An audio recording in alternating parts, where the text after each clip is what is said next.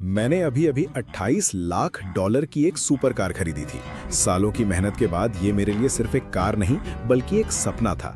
लेकिन डीलरशिप से निकलने से पहले ही सेल्स वुमन लूसी ने कहा कि बैंक अकाउंट में एक इशू है और मुझे कार कल दोपहर के बाद ही मिलेगी। मुझे उसकी बात पर शक नहीं हुआ, इसलिए मैंने चाबी उसे वापस दे दी। लेकिन सिर्फ आधे घंटे बाद मैंने वही कार सड़क पर दौड़ती हुई देखी और ड्राइवर सीट पर कोई दूसरा आदमी था, जबकि लूसी उसके साथ बैठी हुई थी।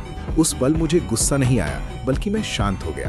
मैंने अपना फोन निकाला और रिमोटली कार को लॉक कर दिया।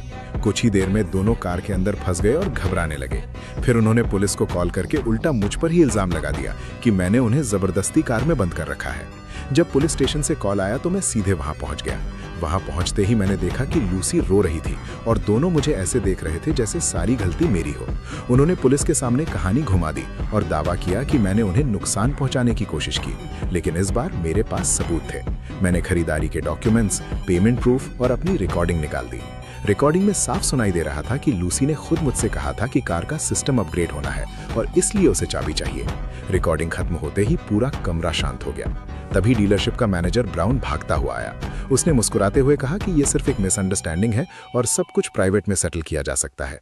बदले में उसने कुछ फ्री सर्विसेज और एक्सेसरीज देने की बात की। लेकिन मेरे लिए बात अब कार से कहीं बड़ी हो चुकी थी। मैंने साफ कहा कि यह कोई गलती नहीं बल्कि चोरी और धोखा था। मैंने 3 मांगे रखी। पहली, मुझे नई कार चाहिए या पूरा रिफंड। दूसरी, कार चुराने वाले दोनों कर्मचारियों को नौकरी से निकाला जाए। और तीसरी, डीलरशिप सार्वजनिक माफी मांगे। मेरी बातें सुनकर ब्राउन का चेहरा बदल गया। उसने मुझे डराने की कोशिश की और कहा कि उनके पीछे बहुत ताकतवर लोग हैं। उसका इशारा साफ था कि अगर मैंने मामला आगे बढ़ाया तो मुझे नुकसान होगा। लेकिन मुझे डर नहीं लगा।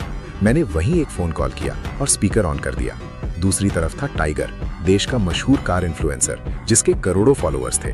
मैंने उसे पूरी घटना बता दी। टाइगर ने तुरंत कहा कि वो अपनी टीम के साथ आएगा और पूरी कहानी की लाइव स्ट्रीमिंग करेगा। ये सुनते ही ब्राउन के चेहरे का रंग उड़ गया। उसे समझ आ गया कि अगर ये खबर बाहर गई तो उसकी डीलरशिप की साख खत्म हो सकती है। तब मुझे